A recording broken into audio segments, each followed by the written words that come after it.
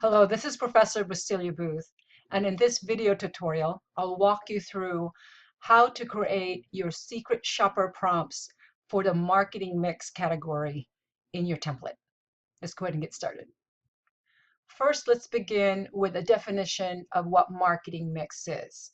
This particular definition is from the American Marketing Association, and it basically says that the mix is made up of controllable marketing variables that the firm uses to pursue the desired level of sales in the target market. And the most common classification of these factors is called the 4Ps. And the 4Ps are price, product, promotion, and place. At this point, I want to just take a moment to highlight certain words in this definition, so it gives us context as to how then to perform or to see the value of the secret shopper prompts.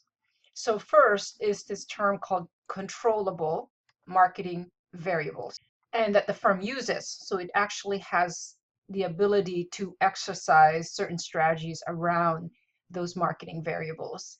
And it is specifically to pursue desired levels of sales, right? Because without sales, there will be no revenue. And without revenue, there's no possibility of profit. And that this is done specifically around a target market. Because the firm cannot possibly sell to an entire market, meaning, for example, everyone who drinks coffee, it has to target a specific segment of that market. So it may be for those who consume organic coffee. So that would be the firm's target market, are those individuals who consume organic coffee only. And that their strategies are around 4 factors. And these are what's commonly called the 4Ps, around how that particular product or service will be priced to communicate value, what exactly that product would be, how it will be promoted, and how the customer will ultimately access the product or how it will be distributed. So let's go ahead and take a look at this from the perspective of the secret shopper. So in terms of product, and we're talking about tangible as well as intangible product, is often called a service. And from the customer's perspective, a question may come up in their mind when they take a look at a product or when it's, before them. And it may ask something to the effect of, does the product or service meet my wants and needs? So if I were a coffee drinker and I were to walk into a coffee shop and I were to look for organic coffee, is does the service offer organic coffee? And there might be other things that I'm also looking for in that environment, a place to sit comfortably, lighting, access to free Wi-Fi, that sort of thing. So it may not be just the coffee that the customer is looking for, but a particular experience. And central to that would be the actual coffee, say in this case organic coffee, but it also is looking for an environment to enjoy that coffee. So from a secret shopper perspective then, the secret shopper working as a consultant for the business assesses how well the company has aligned its offering with the target customer's perceived wants and needs. And it's important here to really understand that what we're really trying to figure out here is this: does the product or service meet what the customer perceives as his or her wants and needs? And in order to assess that, the secret shopper will have to come up with certain standards against which the company can then be measured. Examples of observation prompts then are things like, products and services are appropriate for target customer. And this is why it was so important for you to research the company, its industry, and observe the kinds of customers that are walking into the building, into the facility, into the store, into the restaurant, to see what kind of what kind of customers are really there. And even if you could not necessarily pinpoint who these customers are, You have other avenues to find out, like asking the manager or the owner. Since this is a small business, they probably should know. And especially if they've been around for a little bit, they'll have a good sense of who their customers are in terms of age, income, education, household type, that sort of thing. And so a prompt then that would appear under product or service in your secret shopper template would be prompts like product services are appropriate for target customer. And that would be meaningless to you, that particular prompt, if the target customer were not yet identified, right? So that's why it's so important to get that one straight. Another one would be product services meets customer quality expectations, or that product services features are aligned with customer expectations. And you can see here that I have kinds of prompts that you can't, and there are 20 different ways to say the same thing, and I expect you to come up with your particular way that's appropriate for your particular establishment. Another factor that is within the company's ability to control is that of price, or its set of pricing strategies. So from a customer's perspective, and again, this is the target customer, a customer might think, are the prices of the products or service within my expectations? And customers will have expectations about what they perceive the value is for that particular product or service offering.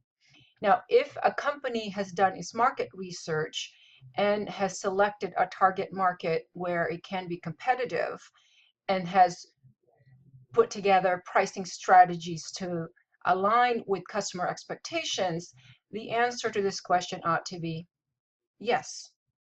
From a secret shopper perspective, it is assuming the position of a customer to assess whether or not the company has aligned its pricing strategies to meet the customer's perceived pricing of the value of the products and services. Let me put that another way. As a secret shopper, they are acting as a consultant with the customer lens on to see whether or not the way the products and services are priced communicate appropriately what the customer perceives as the value of the products and services. When we talk about value here, it's really a concept that kind of takes into account what the customer perceives as what that product will do for him or her, right? What problem it solves, what kind of enjoyment they will get out of it. And then a customer will assign a value or a price that they're willing to pay for that particular product or service. And this is where that target customer is so important. I mean, a company can put together a wonderful, what they perceive to be a valuable product or service and put a price tag on it, but if they have targeted the wrong customer for that particular product or service, a customer may perceive that the pricing is too high or too low. And what a company really wants to do is to be aligned with what the customer is willing to pay, so that there is not this discrepancy between what is being offered and what the customer expects to pay. Examples of observation prompts against which firms can then be measured are statements like prices are appropriate for target customer, prices meet customer quality expectations, pricing is appropriate for product service features. Going along with our organic coffee house example, if you were to see an organic coffee that was priced something like 75 cents for a 12-ounce drink, you might say to yourself, well, the pricing for that is not appropriate for target customer, because we know customers who like organic coffee are willing to pay more for organic coffee. That doesn't mean that customers in general will not pay lower price for organic coffee. It's just that they are willing to pay for a higher price for organic coffee. In this case, the firm is losing out on additional revenue because they have misprice their particular coffee and how the customer actually values that coffee. Another example might be the price for the coffee might be $3.95 for the 12-ounce latte. However, that coffee does not meet its quality expectations. It was too cold. It didn't taste good. For the customer, that price was too much for the quality of that coffee.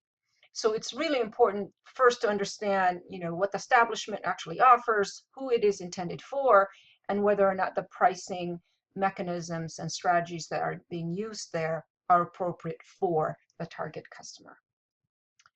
Another controllable factor is that of place, and this is in regards to a firm's choice of how to make the products accessible to the customer.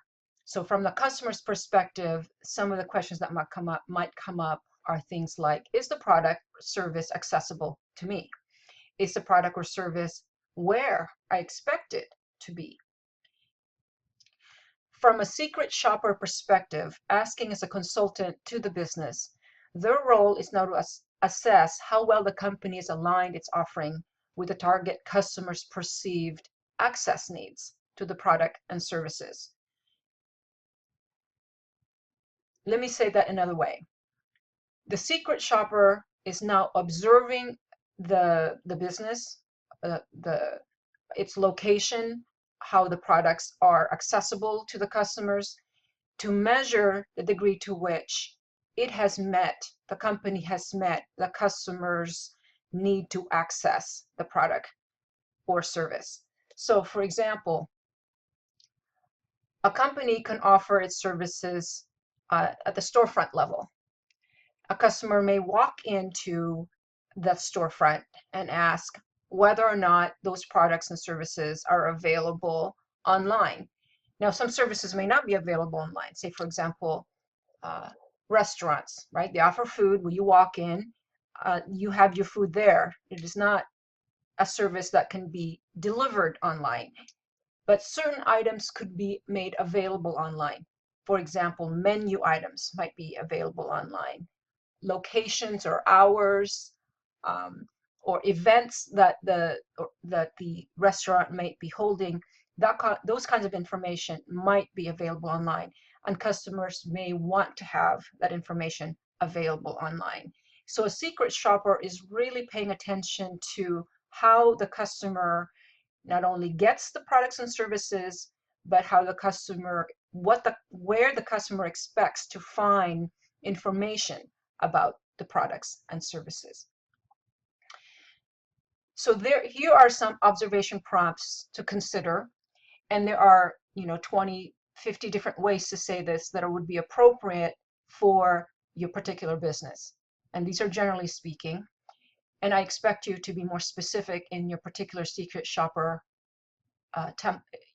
activity or set of prompts. So you could begin by saying things like product service are easily accessible. Products and services are available during high peak times. That becomes more specific. Or products and services are available online. Or you could say things like the menu for the food offerings are available online. I mean, you really need to be very, very specific in your prompts so that you can measure the company against what the customer actually expects to be available and how to access that information, that product or service. The fourth controllable factor in that marketing mix is the fourth P, called promotion. And this is typically what people think of when they think of marketing. So in terms of ads, whether it be printed or in digital form, so they could be banner ads, or they could be advertising, those 15 to 30-second advertising that you see online or on your TV sets. And they could also be engagement through the social media platforms like Facebook, Instagram, or Twitter.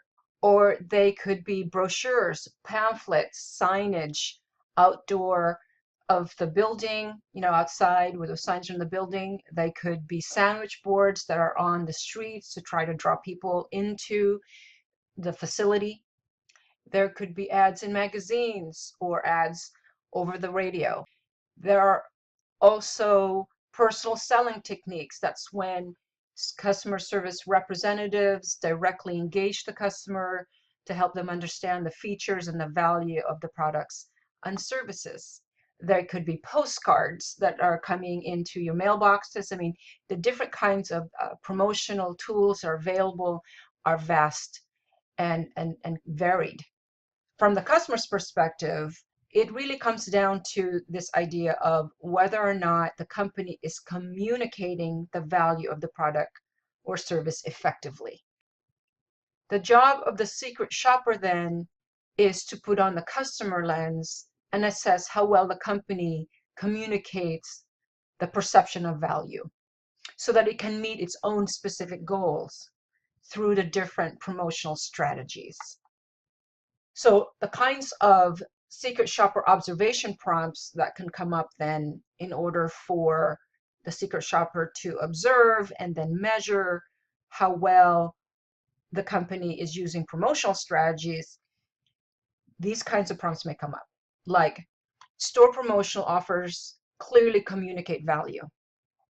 All right, and again, these are developed before a secret shopper actually comes inside the building, engaging the services or taking a look at the products, right? You want to make sure these prompts are already written out. And the sales signs are visible and draw attention to intended product or service, sales signs being a promotional tool. Another promotional prompt might be to what degree the customer service representatives effectively use selling techniques to communicate product service value. There are many, many ways that you can say the same thing or capture different aspects of promotion. So I don't want to see this exact same statements onto your template necessarily. You need to come up with ones that are specific to your particular establishment. Like, sales signs are visible and draw attention to intended product or service may not necessarily be appropriate for, say, a restaurant. You know, there may not be sales signs, or there might not be sales signs, you know, at healthcare services that you're visiting. So you need to make sure that the promotion prompts that you are crafting for the particular visit is appropriate for your particular business. I hope the video tutorial is helpful to you in terms of thinking of the marketing mix from the customer's perspective and how the secret shopper then uses the activity to measure how well the company has used those controllable factors to create, capture, and communicate value. Should you have additional questions, please do reach out to me. I am happy to help.